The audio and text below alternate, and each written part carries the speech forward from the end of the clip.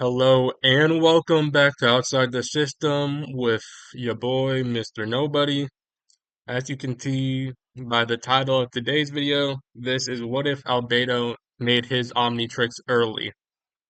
Before we get started with the video, make sure to like and subscribe if you want to see more. It tells YouTube that you like my stuff and to promote my stuff, just like and other people see it. So to make sure you never get miss out on a video, press the bell button and turn on your notifications.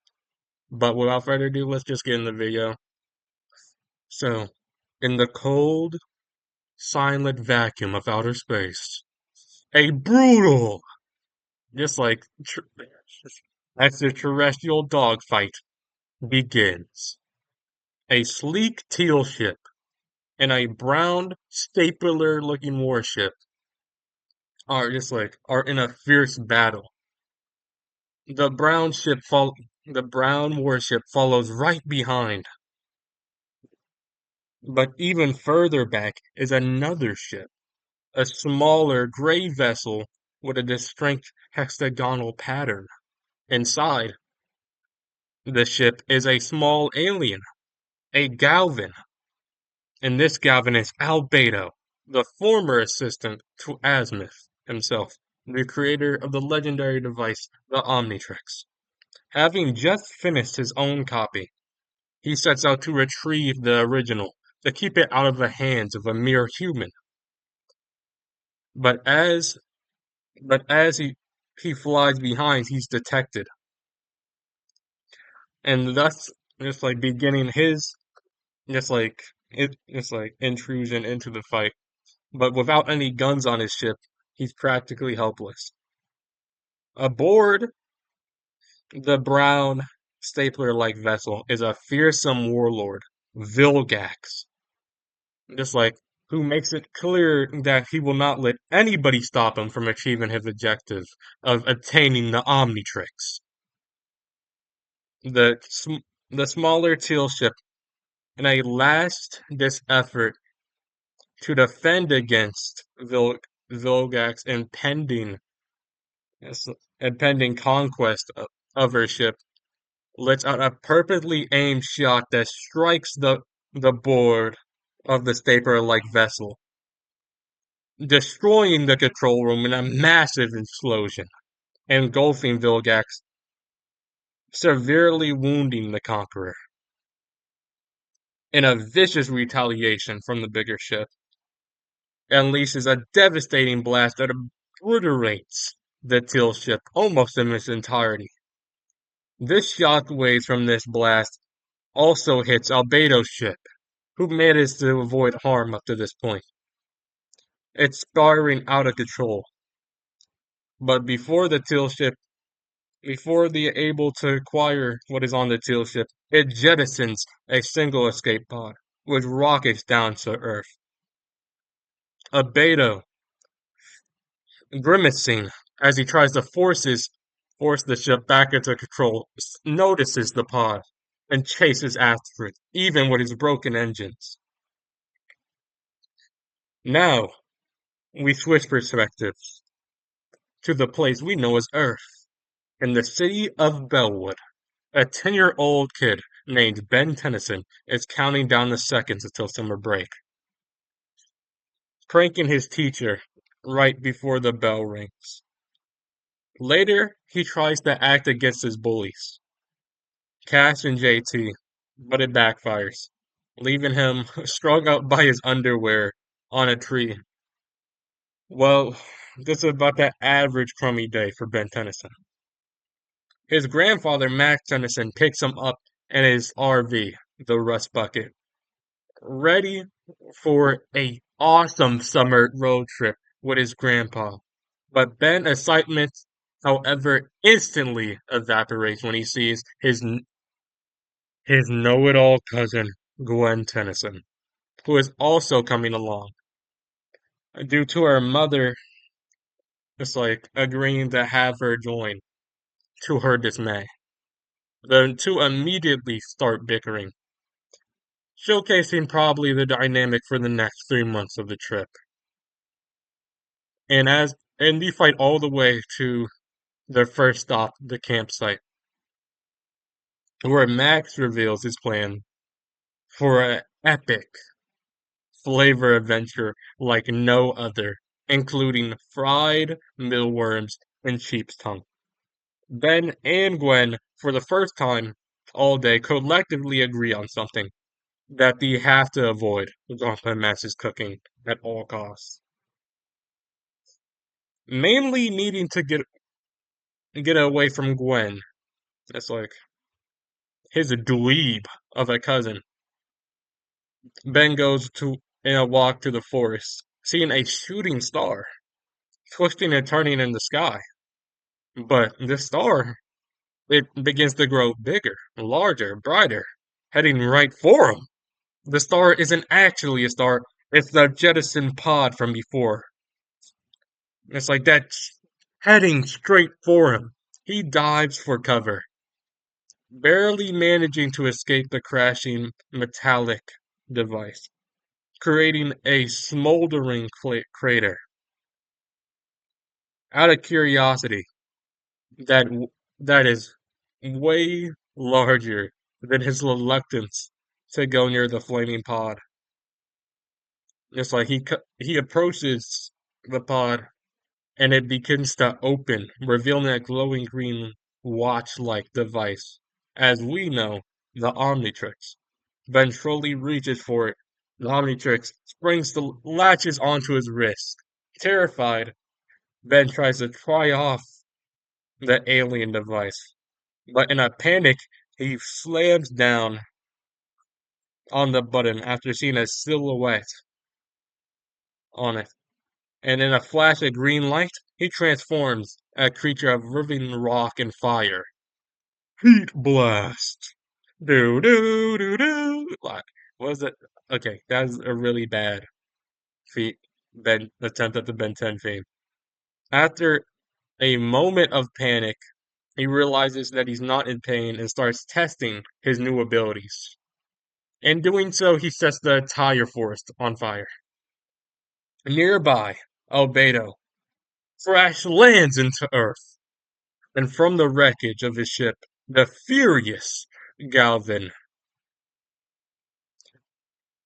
the furious, okay, oh my god, I lost my train of thought for a second. But getting off his ship, the furious Galvin holds his copy of the Omnitrix that sits on his wrist. Just like due to his oversight, he linked his copy of the Omnitrix to the original, seeing no problem with this prior. But because Ben has the original, it sets his DNA as the baseline. And due to that, a green light envelops in Beta, transforming him into a identical mirror-like copy of Ben Tennyson. It's like he is even more infuriated. Not only is his ship destroyed, not only did a human get their hands on the Omnitrix, but he has to be in the body of a creature like this? Utterly infuriated beyond belief at this absolute indignity, he storms towards the plume of smoke, finding Ben Tennyson in the form of a pyrosapien heat blast. As he would say, "You human child, remove that device this instant, before I remove it for you." He demands, his voice a very same as Ben Tennyson, but he speaks in a very particular manner, using way larger words than Ben Tennyson would, and speaking very grandiosely. Given Ben Tennyson's brash nature, he does not take kindly to this copy of himself demanding things of him for no reason. Just like Ben, obviously not going to relent to this mysterious copy. And it's like this, which angers Albedo even more, leading him to transform into another Prilosapien. And then they begin their battle. It's like Albedo's superior understanding of the of aliens and how the Omnitrix's functions leads to him gaining the upper hand. But due to the more meticulous nature of how he fights, he used way more energy for his Omnitrix, leading to him de-transforming. At least he was about to. Beep, beep, beep. Albedo hears as his Omnitrix, but in turns red. Seeing just like that, he won't be in this form any much longer, and not wanting to escalate the situation and dealing with more humans, because not only is he turning back to normal, no, turning into that disgusting human. Ben, Max, Tennyson, and Gwen are approaching the situation as he's about to get the upper hand on the child. So he snarls in frustration and flees into the smoke as Gwen and Max approach because they notice the smoke from the campsite, thinking Ben was in danger, grabbing fire extinguishers. They stumble into Heat Blast and are shocked, but realize it's Ben after he messes with Grun. It's in his signature nature. Without time to explain why the forest is burning around them, Max gets the idea to start a second fire to let burn into the old fire, suffocating both. I'm sorry. Seems I got a bit nasally for a second. Mm, terrible. But with the idea to start a second fire, which Ben does, and thus four on the fire, and they leave before the park ranger could even get there. They put out the fires, and they're at the campsite where Max investigates Ben, asking him what happens.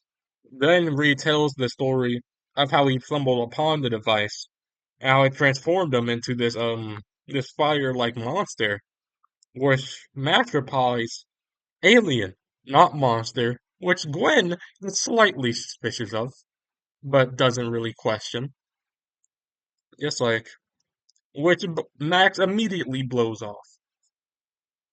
Max makes it very clear that if this device is gonna be stuck on him, and whatever creature that looked exactly like Ben would after this device work well, he just have to learn how to use it to defend himself. Obviously, Max told him not to mess with the device they hardly know anything about.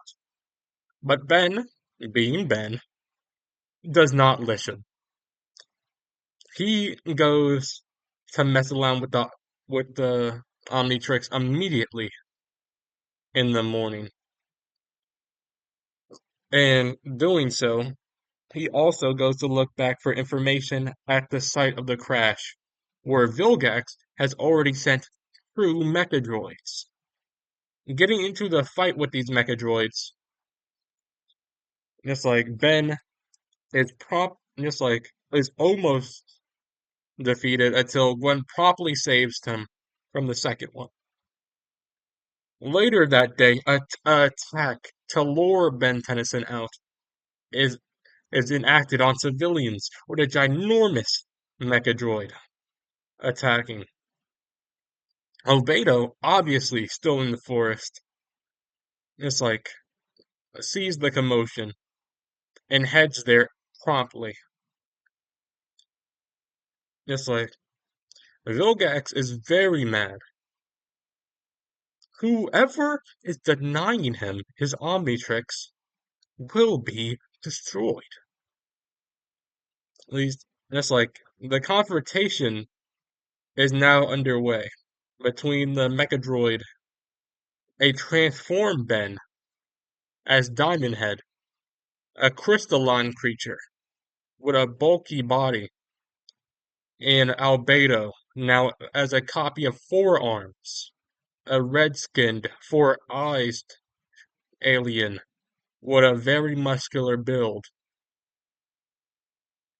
It's like, and they enter a freeway fight. But Albedo becomes very annoyed with the Mechadroid, holding its legs as Ben counters a laser with his crystalline body, fire it's like bouncing it back, destroying the ginormous Mechadroid. But Albedo, not one to waste time, tackles Ben back into the forest. But due to the use of both of their Omnitrixes, they both turn back to normal and get to a scuffle as normal humans. As they collide, their Omnitrixes presses against each other, and doing to their time so close together, just like they actually end up having developing a feedback loop. Just like this feedback loop threatens to destroy the whole galaxy, which is said by Max, interpreting this amount of energy as very dangerous. Before it can escalate, Albedo removes the core from his device, but being it was so early in development, this promptly breaks his copy of the Omnitrix. Seeing an opportunity as Ben lies on the ground, he utters the code 000 decouple, which, which removes the Omnitrix from Ben's wrist, which he promptly puts on his own. Satisfied but also angered, Albedo leaves, which Ben Tennyson is not very happy about given that he could turn into cool aliens. And now, what? He just has to have a normal vacation? It's like now that he's won, he heads off to the forest. But we cut back to Ben Tennyson, Max, and Gwen in the rust bucket the next morning, dejected. Ben stares at his bare wrist, and is very gloomy. Max and Gwen don't know how to and it's like help the young boy now that he's this upset. But now they have a pretty good idea that their summer vacation might be a bit more interesting than they imagined. But for Albedo, he is starving. He spent nothing but time eating scraps he could find and collecting any materials on this backwater planet he could use to repair his ship. But he could find nothing useful. But it has been days since Albedo has begun to engage in such activities as stealing food and parts in which he needs. This gets on the radar of a old retired plumber, not so retired at the moment, given that he just got back into activity. This egotistical former plumber just like decides that he will see what's going on in the Bellwood area. I mean, his old friend Max was there. And it's like, upon arriving, it's like, with his, with his, oh my goodness, sorry. Upon arriving, he managed to narrow down the location of his so-called alien sightings to one area, a makeshift base out of the wreckage of Albedo's crashed ship, where he sees a young boy with a device on his wrist. This device looks very familiar. He recognizes it. This is the Omnitrix. He questions the boy. Ain't that the legendary device, the Omnitrix?